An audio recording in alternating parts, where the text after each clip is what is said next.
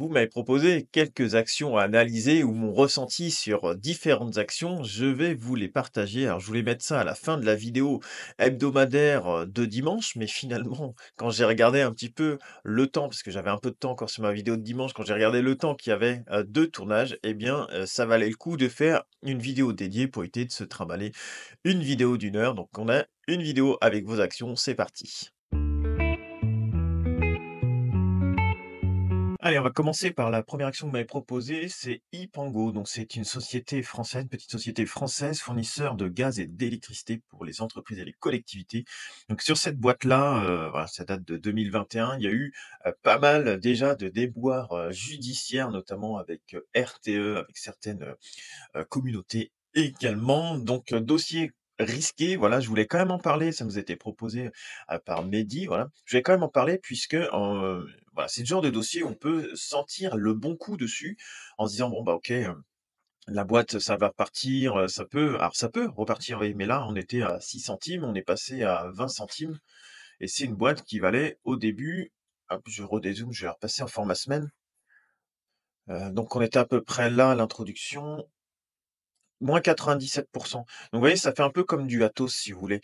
Ça me paraît et encore pire pour celle-ci, ça me paraît compliqué, de faire de l'argent sur des sociétés comme ça. Moi, je préfère largement des sociétés de qualité en repli où je vais faire certes moins d'argent, peut-être 10, 20, 30, on sait pas, voire plus, hein. Mais par contre, ici, le problème de ce dossier-là, c'est que si un jour il y a un truc qui se passe, donc déjà elle est pas rentable, hein, et moi investir sur une société qui est pas rentable, je trouve ça hyper compliqué. Mais là, vous pouvez retourner facilement à moins 70. Il suffit d'une nouvelle, un truc, en justice, une décision contre eux et boum, ça repart et vous prenez moins 70, voire la société fait faillite, hein, parce que là, c'est quand même pas terrible. Après, bon, graphiquement, elle reprend sa moyenne mobile 200, ça se rappuie dessus, ça repart. Mais j'ai bien peur que ce soit que de la spéculation et je pense que mis à part celui qui dit: «Bon OK, moi j'y crois, allez, j'ai un portefeuille de, je sais pas, de 1 000 € par exemple et puis, je mets, ouais, ou 10 000 € et puis je mets 100 € dessus ou 200 € parce que j'ai une conviction, voilà. Bon, OK. Mais de toute façon, la position, elle devrait être, je pense, limitée si jamais vous tentez ça et puis, c'est une petite boîte, donc c'est-à-dire qu'il y a pas forcément, beaucoup de volume d'échange. Donc ça peut très bien, au moment où ça vend, mettons, vous mettez votre ordre ici sous la moyenne mobile 200 là, donc déjà vous perdez 50, hein, sur, entre 0,20 et 0,10, c'est moins 50. Eh bien, le problème, c'est que vous risquez de ne pas être exécuté à 0,10 mais d'être exécuté beaucoup plus bas et là, la perte, elle est énorme. Donc voilà, dossier, hyper spéculatif avec des problèmes judiciaires, société qui n'est pas rentable. Donc voilà, Mehdi, si jamais tu regardes, et que tu veux prendre une position, hein, c'est voilà, moi je c'est pas un conseil, hein, c'est pas un conseil, mais moi je la prendrai pas et puis, voilà, si jamais tu prends une position, peut-être, bien penser à ce qu'elle soit, minime et qu'elle n'ait pas d'impact sur ton portefeuille global. Voilà, si tu y crois, après, bah, chacun fait ce qu'il veut, hein. Donc Ipango, voilà, on peut l'enlever. Ensuite, on avait, HSBC, donc on me demandait pour le Hang Seng à Hong Kong, les valeurs technologiques à Hong Kong. Donc les prix, là, un ETF HSBC Hang Seng Tech UCITS ETF. Donc voilà, c'est, depuis 2021, si on prend ici 2020, décembre 2020, bon, c'est pas terrible, terrible, hein. Ça fait moins 24. On voit qu'il y a une grosse tendance baissière et puis après on a une stabilisation quand même, ici avec un double creux là, puis là, ça a l'air de reprendre quand même une tendance haussière. On récupère la moyenne mobile de 100 et puis on a l'air quand même de rebondir un petit peu ici. Donc là, ça part, une première vague, une deuxième vague et vous voyez, entre-temps, il y a eu une espèce de latéralisation là de octobre, novembre, décembre, 3 mois. Donc là, ça ferait février, mars, avril, donc vers le mois de mai, par exemple. Si on refait la même chose, est-ce qu'on pourrait pas refaire une autre vague? À voir. C'est possible, hein, mais là, si elle prend cette configuration-là, un petit peu comme ça, à faire une vague un peu à la droite, une vague un peu à droite, eh bien, il y aura peut-être quelque chose à faire dessus, sachant que là, vous rentrez sur de l'indice, donc c'est quand même un peu moins risqué qu'une seule action en direct, normalement. Voilà, ça peut jouer quelque chose comme ça, mais elle est repassée, en tendance. Le RSI, il est bien, la MACD, c'est pas mal. C'est reparti en tendance, au moins de court terme, sur le Hang Seng. Et puis en format semaine, on peut voir, hein, quand même, que là, c'est un peu plus, filtré. Celui qui voulait rentrer, donc il y avait pas forcément beaucoup d'historique, hein, sur cette, ETF-là, donc là, notamment, il fallait 200 semaines ici, hein, avant d'arriver à voir, la moyenne mobile 200 qui se dessine.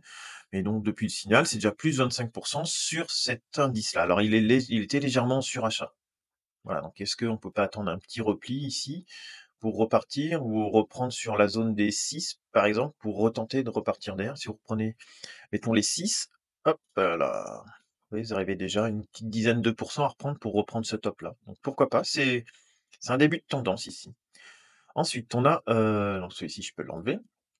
DSM Firmenich. Donc ça, c'est, allemand, je pense, vu le nom, et donc c'est la fusion de 2 entreprises. En 2023, ils vont faire tout ce qui est, un peu, parfum, des choses comme ça. Eh bien, ouais, depuis la fusion, c'est quand même pas terrible. Donc c'est une entreprise qui est rentable, hein, déjà, c'est une entreprise qui est rentable, donc c'est plutôt pas mal. Mais par contre, si on va faire du format journalier en semaine, ouais, il y a pas besoin d'aller en semaine, mais on va prendre depuis la fusion parce que c'est ça qui nous intéresse, hein. Donc il y a eu en octobre 2023 ici, octobre 2023 et puis jusqu'à à peu près, sur 11 mois, donc quasiment un an, donc octobre 2023, octobre 2024, elle prend plus 65. Puis là, depuis qu'elle a cassé sa moyenne mobile 200 ici, en novembre 2024, on voit qu'il y a eu un autre échec là, sur la moyenne mobile 200 depuis qu'elle a cassé, et pour le moment, il semble y avoir des acheteurs aux environs des 93, et vous voyez, ça correspond à peu près à cette zone de résistance-là, qu'on avait cassée ici, et également à peu près à un support ici qu'il y avait eu, sur juin 2023. Alors il n'y a pas beaucoup d'historique encore, mais il semble y avoir des acheteurs sur les 90, mais plutôt des vendeurs aux environs des 107, 108, voire de la moyenne mobile 200. Donc celui qui veut tenter le dossier, il faudrait prendre plutôt par là, et puis soit prendre des profits sous la moyenne mobile 200 ou aux environs de la moyenne mobile 200, ou alors, si vous y croyez, après vous laissez traîner votre position. Et puis un stop sous, ce, support ici. Comme ça, vous risquez pas vraiment grand-chose si vous achetez là, vous voyez, et que ça casse le support, ou même 2,5 dessous, ouais, ça reste une petite position, 2,5 en dessous. Bah, ça fait pas un gros impact dans le budget. Bien sûr, faut pas mettre 100 de votre capital dessus, à moins de grosses convictions, mais pour une première entrée, je pense que celui qui croit sur le dossier, qui croit en ce dossier-là, bah, rentrer ici aux environs des 90, ça peut faire sens. Ensuite, on a Mersen. Alors Mersen, elle est pas très belle, je sais pas pourquoi on a de l'engouement, sur cette action. Support sur les 19 à peu près, hein. C'était testé une, deux, trois, 4 fois. Là, ça semble, se rediriger vers les 19. C'est vendeur ici. Ici, c'est pas encore vendeur, mais bientôt. On est sous la moyenne mobile 200 depuis un bout de temps, et un échec, au franchissement. En format semaine, bon, bah, on est sous la moyenne mobile 200. Souvent, quand on casse, on perd 15-20. Bon, là, c'est moins 41. Ouais, bah, je crois que vous avez mon avis, hein. Je crois que vous avez mon avis sur la question. Bon, il y a de plus beaux dossiers en ce moment, hein, les amis. Je crois que voilà. Il y a de plus beaux dossiers en ce moment. Je sais pas pourquoi. Mersen, ça m'a été proposé 2 fois. Mm. Ouais, mais cette zone-là, enfin, on va pas le tracer. On va plutôt le tracer celui-ci, pas vraiment, mais plutôt, oui, sur une zone qui éventuellement pourrait être une zone d'achat. Vous voyez, une fois, 2 fois, 3 fois, là ça a tapé dessus, ça a tapé dessus, là c'est dans la zone, là c'est dans la zone. Voilà. Après, cette zone-là, elle est en dessous à peu près. Attendez, hop, je vais rezoomer un peu. Si on prend pile le milieu de la boîte, là on a clôturé sur les plus bas. Moins 36 encore, hein. Là c'est vendeur, là c'est vendeur, là c'est vendeur, là c'est vendeur. Bon, pour moi, il n'y a pas d'achat à faire tout de suite, mis à part, ouais, attendre une zone comme ça éventuellement pour tenter celui qui est intéressé par le dossier, mais je vois pas trop en ce moment. Non, non, non, elle est pas terrible, terrible, hein. Voilà, c'est mon avis, hein. Ensuite, solution 30. Alors solution 30, personnellement, j'ai, jamais aimé le dossier. Je sais qu'il y a de fervents défenseurs, sur cette chaîne de cette action-là. J'ai jamais été trop fan, notamment il y avait un peu de déboires, dessus. Elle a été un peu massacrée. Alors à tort ou à raison, ça j'en sais rien, mais elle était un petit peu massacrée, parce qu'il y a des problèmes visiblement dans la comptabilité de cette boîte-là. À voir. Le fait est qu'à court terme, elle est haussière. Voilà. On reprend la moyenne mobile 200, on se rappuie dessus, donc on la reprend, on s'appuie dessus et on repart. On est au-dessus de la moyenne mobile 200, on est bien orienté, on est bien orienté. Donc à court terme, enfin c'est acheteur, c'est une tendance acheteuse à court terme. Donc attention quand même, ça peut être un dossier, un peu spéculatif, hein, notamment là si vous revenez sur la moyenne mobile 200, c'est déjà moins 23. Donc ça peut être chaud, hein, on n'est pas sur du risque de 4 pour un gain de 30, hein. Là, on est sur du beaucoup plus gros risque. Et puis sur du format moyen terme, on est largement en dessous de la moyenne mobile de 100. On a du rebond ici, là ça reprend un peu, la ligne de signal, c'est encore un petit peu tôt. Ici, on reprend la zone de neutralité, mais bon, pour moi, on n'est pas encore acheteur, hein. Moyen terme, il n'y a pas de tendance de retournement moyen terme. Court terme, oui, peut-être pour un achat spéculatif, mais long terme, pour moi, ça me paraît un petit peu chaud, quoi. Mais bon, voilà, pour les amateurs de solutions 30, attention quand même, hein, attention, peut-être, travailler sur du court terme, ouais, faudrait pas que ça casse ici, mettons cette bougie-là. Tant que vous restez là, c'est pas mal et puis si vous cassez ici, vous sortez, mais déjà, je pense que le risque, il est de 8-10 quoi. Bon, ouais, soit attendre un repli sur l'action éventuellement, peut-être pour ceux qui veulent, ou alors vous tentez une position, enfin, faites comme vous voulez, mais je sais pas, je trouve que le ratio risque-gain, à court terme, à l'instant T, si vous en prenez une position, il est un peu élevé. Après, revenir se poser là pour repartir, pourquoi pas, mais voilà, un peu comme ici, hein. Vous tentez ici le franchissement de la moyenne mobile de 100, puis vous dites: «Bon, bah, moi, tant que je suis au-dessus de la moyenne mobile de 100, je reste», voilà, donc avec un stop, je sais pas, ouais, ça fait déjà moins 15. Ouais, non, enfin, non, vraiment, non, non, moi, je suis pas fan du dossier, mais peut-être que je rate quelque chose. Peut-être que je rate quelque chose, mais en tout cas, ça rentre pas dans ma stratégie d'investissement. Alors, Tesla. Tesla, c'est hyper volatile, voilà. Donc Tesla, moi, j'avais raté un trade ici, je vous en avais parlé, sur les, 220, j'étais rentré et j'avais pris un gap d'ouverture. Je m'étais fait sortir ici avec un -7, voilà, donc gap d'ouverture, j'avais mis un stop à -5 et j'étais exécuté à -7. À cause d'un gap d'ouverture, je vous en parle de temps en temps, mais après l'action par rapport à mes 220, je crois là, allez, je prends 228, c'était plus 112, voilà.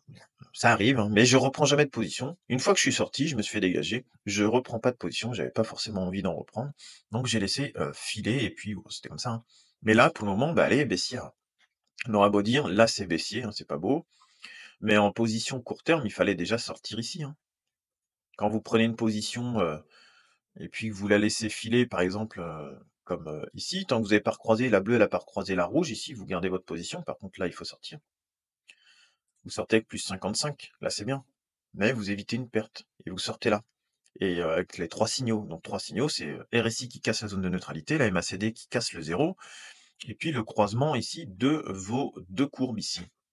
Ça, c'est 3 signaux de vente, par exemple. En plus, là, on a cassé maintenant la moyenne mobile de 100, donc pour moi, un achat maintenant sur Tesla, tant que ça n'a pas repris une moyenne mobile de 100, pour moi, c'est pas acheteur, voilà. Après là, ici, il y a eu, une zone de survente, hein, il y a eu un RSI sur les 27, 28, 29, donc il y a du rebond, mais ça n'empêche pas que derrière, même si vous faites un rebond là, il peut y avoir un rebond de 90, hein, ça c'est possible, ou au moins jusqu'à la moyenne mobile de 100, ça c'est possible, hein. Mais c'est pas pour ça que derrière, ça va forcément remonter tout de suite. Si on prend, vous avez plus de chances quand même, si vous voulez, quand vous achetez, ici, que ça reparte, qu'il y a un rebond, que d'acheter ici et que ça continue.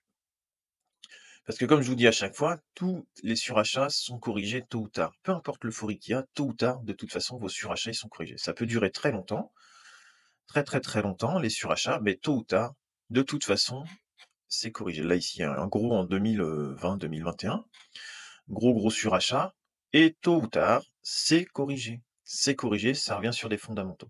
Donc là, on a récupéré la moyenne mobile de 100 en format semaine, donc là, ça sauve les meubles pour le moment, mais ici, c'est vendeur, ici, pas encore.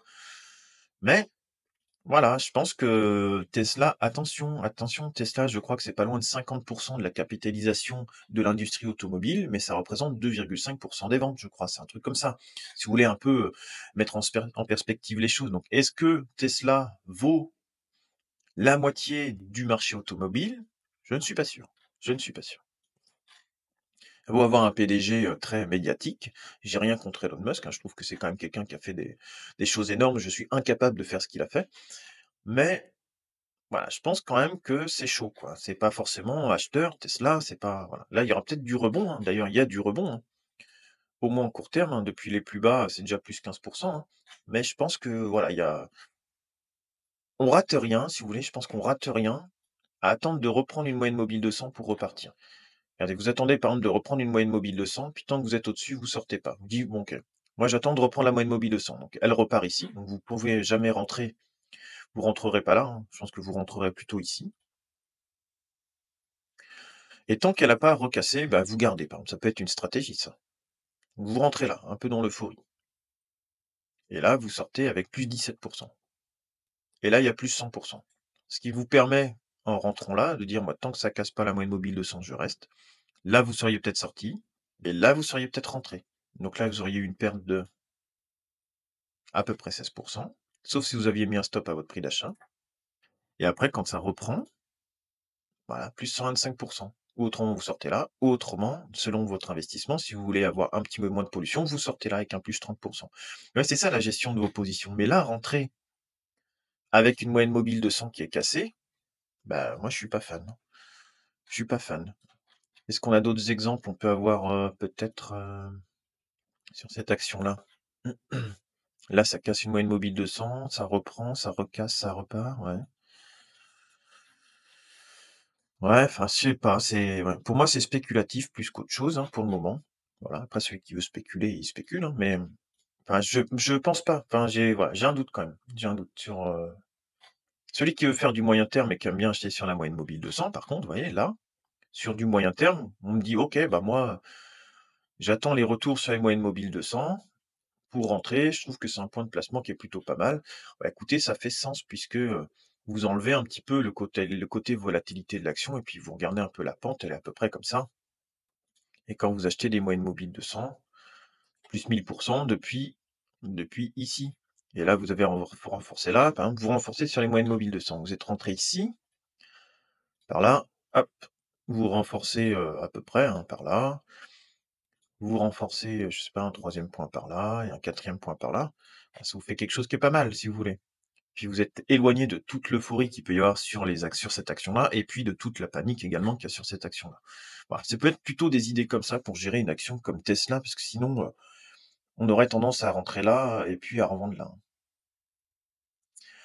Alors, Lotus Bakeries. Alors, pour moi, Lotus Bakeries, ça reste une très belle action. Voilà. Il faut pas oublier que là, elle corrige un petit peu, mais on vient d'où là? Si on prend ici, depuis 2020, par exemple, c'est plus 350. Voilà, depuis 2020. Donc, il y a un moment donné où quand même, comme à chaque fois, les surachats sont corrigés. Ici, il y a eu un surachat. Donc, si on la prend, c'est du format semaine. Si on prend sur un format mensuel, là, il y a eu une très très longue phase où c'était bien monté avec du surachat. Après, on a corrigé un peu le surachat, mais elle a pas non plus, je pense, fait de grosses descentes. Moins 23. Après, on est reparti à la hausse, on corrige le surachat, on repart à la hausse, on corrige le surachat. Mais vous voyez, c'est une action qui n'a jamais cassé sa moyenne mobile, sa zone de neutralité depuis, 2004. Voilà, sur 20 ans, elle a jamais cassé sa zone de neutralité. Donc ici, celui qui veut acheter la zone de neutralité, c'est 2008, 2018, 2022, 2025. Voilà, donc l'investisseur long terme va peut-être plutôt viser sur cette action qui l'intéresse, des points par ici, à peu près, pour se placer, des points par ici, dans une tendance long terme, en jouant la zone de neutralité et le repli de l'action, parce que je pense qu'elle a été un peu surachetée. Quand en 2 mois, on fait plus 32, ça paraît logique sur une action comme ça que derrière, on corrige un peu. Donc là, on a déjà corrigé de 33. Ça peut corriger de 44 sans problème encore. Donc, il peut encore y avoir un bon moins 10 sur cette action-là. La clôture est là, moins 15 encore pour aller chercher ici. Mais celui qui me dit: «Bon, moi, je commence à ouvrir une première position ici, une deuxième là, puis une troisième, je sais pas si ça descend». Pourquoi pas? Pourquoi pas? Honnêtement, pourquoi pas? On se rapproche de la moyenne mobile 200 en semaine. Bon, là, on a peut-être une zone survente ici sur l'action. Regardez, on est c'est pas tout le temps que ça arrive, hein, ici, des récits comme ça, hein. C'était, 2011 ici, 2002, 2011 et ici. Voilà, il y a peut-être aussi un petit peu d'excès de vente sur cette très belle société. Alors maintenant, il faut quand même aller regarder un petit peu les fondamentaux. Et donc, on va regarder juste deux trois indicateurs. Donc, Lotus Bakeries, elle est là, donc c'est 8 430 € tout de même pour s'offrir cette belle action. On voit quand même qu'on a un PER, donc qui est quand même de 43,9. Donc, pour moi, c'est hyper élevé d'avoir un price earning ratio de 43,9. Disons que 15, c'est pas mal, quoi. 15 de PER, c'est pas mal. Une bonne entreprise, vous l'allez l'acheter dans les pour que ce soit pas trop maximum 20. Ici, on est à 43,9. Alors souvent, les actions qui sont bonnes, sont, fortement valorisées, mais là, imaginez donc quand elle va aller 12 000, imaginez le PER à combien il était. Là, on revient dans des zones, ils sont toujours chers, mais un peu moins chers qu'avant. Après, ce qu'on peut regarder, c'est que le bénéfice net, voilà, c'est une boîte qui marche bien, hein, qui marche bien. Regardez, entre 2015, 45,41, là, on arrive à 130 quasiment, donc voilà. Le dividende, c'est une belle croissance aussi, hein, il y a pas de problème sur le dividende. Il a d'ailleurs explosé 2023, 2024, 2025. Voilà, c'est une belle société, c'est une société solide et puis après, je vais regarder les ratios. Un ratio que j'aime bien moi ici, c'est le retour sur capitaux propres. Donc c'est 19 en gros. Ouais, on est pas mal ici. Donc au-dessus de 15, soit on se fixe 15, au-dessus de 15, c'est pas mal. Donc il y en a des qui sont beaucoup mieux que ça, hein. Mais ici, je trouve que voilà, on a un bon retour sur capitaux propres de cette boîte-là. Non seulement il est beau, mais en plus, vous voyez, il est stable, il est jamais au-dessus de 15. Donc voilà, c'est quand même une très belle société. Il y a pas de, elle est très bien gérée. Mais pour moi, vous voyez, si on prend juste ces deux, trois ratios-là, donc le PER, le bénéfice net et puis, le retour sur capitaux propres, eh bien, c'est une super société, mais elle est un petit peu chère en ce moment et donc là, le fait qu'il y ait une correction comme ça sur une société comme ça, celui qui me dit: «Voilà, je commence à acheter, par là sur la moyenne mobile de 100 semaines», eh bien ou aux alentours, hein, ça peut être ici, ça peut être là, à peu près au niveau de cette zone-là, bah, je trouve pas forcément ça déconnant. Là, ici, acheter ici à 12 000 en pleine zone de surachat, oui, là, j'aurais trouvé ça un petit peu, parce qu'on va se dire: «Ça peut que monter», c'est en tendance et tout ça, mais voilà, voilà, quand vous faites du plus, 120 en à peine 2 ans, bon, voilà. Le Lotus Beckris notamment, c'est connu aussi pour les spéculoos, hein, c'est très bon d'ailleurs, mais voilà. Là, on arrive sur des points d'achat qui vont commencer à être peut-être pas mal sur cette société-là. OK et là, on passe maintenant sur, on m'a demandé de, Eli Lilly et puis Novo Nordisk, donc 2 sociétés, on va dire, qui font dans le domaine, de la santé pharmaceutique et qui étaient à la mode, notamment pour leur traitement l'une et l'autre, en concurrence pour, les produits, qui font, maigrir par des piqûres, comme ça, pas de sport, une petite piquouse et on perd du poids. Voilà, c'était à la base d'un médicament qui servait à autre chose et puis ils ont vu qu'on pouvait faire ça et donc voilà, c'était un peu l'euphorie. Donc vous voyez, en 3 ans, c'est plus 340 pour Novo Nordisk et puis là, ça corrige quand même pas mal depuis ses plus hauts. Ça a perdu, allez, moins 50 si on prend le plus bas, entre juin 2024 et puis maintenant. Mais tout le monde en achetait là. Tout le monde en voulait là. Ça pouvait que monter, voilà. Et puis on s'aperçoit, comme je vous dis une fois de plus, tous les surachats, tôt ou tard, sont corrigés et les idoles sont brûlées. Par contre, il a duré très très longtemps ce surachat, mais il vaut mieux rentrer sur des points un peu plus sûrs comme ici, à condition que les fondamentaux de l'entreprise soient toujours bons. Là, on casse la zone de neutralité quand même, chose qu'on a fait ici en 2016 une petite fois. On était cherché une fois quand même sous la moyenne mobile 50, 2016-2017, mais sinon on était systématiquement au-dessus de la zone de neutralité. Puis ouais, la croissance, puis l'hyper, voilà, la montée, quasiment toute droite, derrière ça corrige, mais c'est tout à fait normal, je trouve que ça corrige comme ça. Et là, on arrive sur des zones aux alentours de la moyenne mobile 200 semaines. Donc là, celui qui me dit: «Moi, je commence à prendre une position sur Novo Nordisk parce que je crois dans la boîte, je préfère rentrer ici sur la moyenne mobile 200». Elle a été testée 1 fois, 2 fois, 3 fois. Seulement attention, on a clôturé la bougie semaine sous la moyenne mobile 200. Mais il y a l'air d'y avoir des acheteurs sur les chiffres ronds, souvent, je vous dis aussi les chiffres ronds, sur les 500, il y a quand même l'air d'avoir des acheteurs sur cette action Novo Nordisk. Alors maintenant, en format jour, elle est moche, hein. Attention, hein, elle est moche en format jour. Donc là, celui qui veut éventuellement tenter un rebond, pourquoi pas. Mais il faut savoir, moi j'avais pris une petite position, je me suis pas accroché dessus quand il y avait eu le petit mouvement de panique. Mais vous voyez, même si vous achetez alors qu'elle est en survente, derrière, ça ne va pas l'empêcher si vous achetez sur la survente, donc à peu près par là. Vous prenez 22 et derrière, vous reperdez 8. C'est pas parce que vous achetez dans la zone de survente qu'elle va pas continuer à baisser, sachant qu'elle est très mal orientée pour le moment. On peut même tracer une oblique si on veut, qui est assez facile. Voilà, à peu près comme ça. On a une oblique à peu près comme ça et tant qu'on est dessous, par exemple, bah, faut pas rentrer. Voilà. Vous pouvez vous dire: «OK, tant que les 500 là, ils tiennent, tant mieux, je reste dedans et puis le jour où vous venez casser cette oblique pour repartir, eh bien, pourquoi pas?» Mais c'est une fois de plus différentes façons d'investir. Soit vous dites: «OK, moi je tente la zone des 500, ça me tente, j'y vais». Donc là, c'est pas en euros, hein, c'est en couronne, hein. J'ai pris sur son indice, de référence, hein.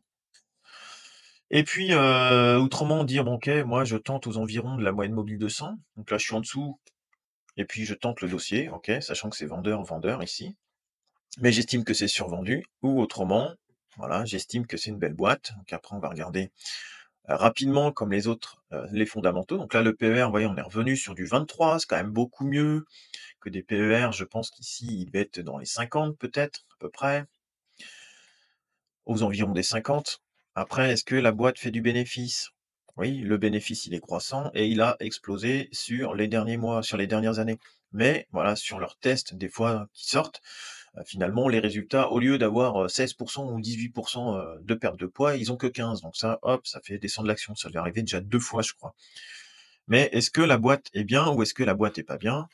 La boîte a un bénéfice net qui augmente, le PER revient dans des valeurs qui sont un peu plus logiques. C'est pas, donné, hein, c'est quand même un PER de 23, mais c'est quand même beaucoup moins cher. C'est une boîte, vous voyez, en croissance, le score là, il est 18. Je suis sur la plateforme Invest, hein. Il y a une partie gratuite, une partie payante si vous voulez tester. La santé, elle est bonne, la rentabilité, elle est bonne. On va aller voir maintenant, les ratios. Pareil, on va prendre le retour sur capitaux propres. Ouais, c'est 78 de retour sur capitaux propres, 66-67, voilà. C'est une boîte, elle est, enfin, super retour sur capitaux propres. On voit les retours, ils ont fait que augmenter, voilà. C'est une très, très belle boîte, Novo Nordisk. C'est une très jolie société. Voilà. Est-ce que ça vaut le coup de l'acheter sur repli? Maintenant, différentes solutions. Soit vous la voulez sur les 500 parce que vous estimez qu'un PER de 23 c'est bien, soit vous voulez attendre parce que vous préférez un PER de 15 ou moins parce que tout le monde la dégomme. À voir, mais ça reste quand même une société de très grande qualité qui corrige, suite à un surachat. Voilà, donc faut toujours un peu recentrer les choses, d'où on vient et où on va. Est-ce que c'est toujours une bonne boîte? Maintenant, on a Eli Lilly, donc là, à peu près le même type de société, mais pareil, plutôt, aux États-Unis ici, mais après c'est des sociétés qui vendent dans le monde entier, hein, que ce soit Novo Nordisk ou Eli Lilly. Voilà, pareil, hyper croissance ici, depuis 2018, c'est plus 850. Donc c'est beaucoup plus dynamique toujours aux États-Unis, qu'en Europe. Gros surachat, on corrige le surachat, mais oui, c'est une boîte, pareil, depuis 2012, elle a jamais cassé sa zone de neutralité. Jamais, jamais, jamais, jamais. Elle est très belle, elle corrige un petit peu et là, déjà, on a l'impression qu'elle est, limite en train de repartir, vous voyez? Qu'on a fait une très belle hausse. Là, par contre, c'est pas top. On croise ici, c'est pas terrible, terrible. Est-ce que c'est pas juste un rebond pour redescendre et qu'on aurait fait, une sorte de de plus haut ici, là?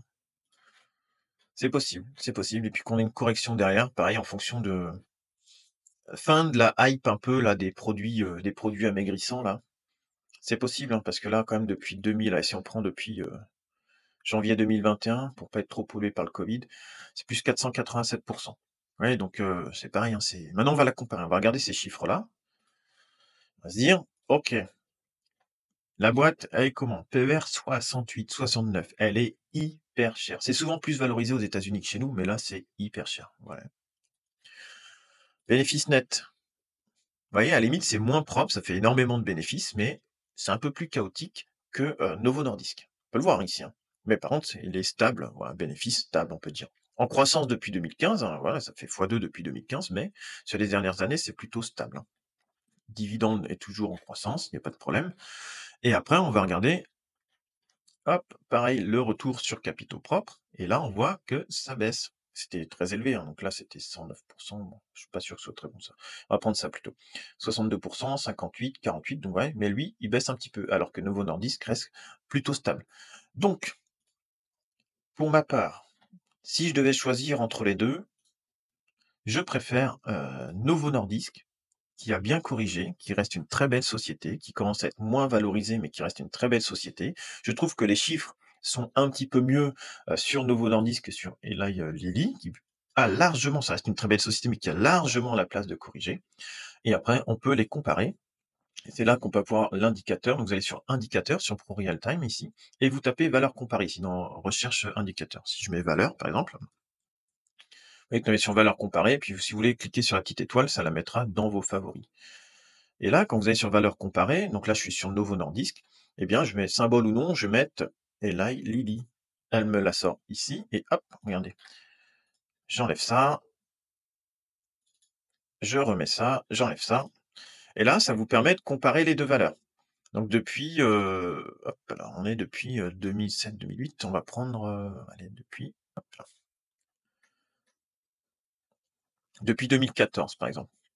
Donc on voit qu'elles se sont suivies un bon bout de temps à peu près les mêmes courbes de croissance et puis là, depuis juin 2024, c'est, à l'inverse complet quoi. C'est-à-dire qu'on a Eli Lilly qui continue à monter et on a Novo Nordisk qui corrige. Donc après ce sera pareil 2 écoles. Soit vous préférez l'action qui est en correction, soit vous préférez l'action qui continue à monter. Mais pour moi, je pense qu'il y a de meilleures affaires à faire ici, sur, Novo Nordisk, quitte à attendre un petit peu encore, d'avoir un petit peu plus d'historique, mais elle me semble pas mal et je pense que là, ça peut valoir le coup, de payer, éventuellement ces zones-là ou attendre une fin de correction. Si vous n'êtes pas pressé, vous attendez. Là, c'est des semaines, hein, donc vous laissez, vous voyez, entre ici et ici, finalement, vous aviez plusieurs points d'achat et vous vous donnez de l'historique. Si on voit que ça conserve la moyenne mobile 200, que ça stabilise, ça arrête un petit peu la baisse et qu'ici, au niveau du RSI, vous commencez à faire des plus bas de plus en plus haut et que la MACD elle commence à se retourner un petit peu, bah oui, là, vous pouvez commencer à rentrer, mais ça peut être très bien fin mai, juin, juillet, c'est à voir, hein. Et comme d'habitude, tu trouveras 2 vidéos, en lien avec l'investissement sur cette chaîne. N'hésite pas à y jeter un coup d'œil, à t'abonner toujours, c'est gratuit, me laisser un commentaire, voilà, j'y répondrai avec plaisir. Vous commencez à être nombreux à me laisser des commentaires et tant mieux, ça me prend un petit peu plus de temps à répondre, mais j'ai à cœur de prendre ce temps d'échange avec vous.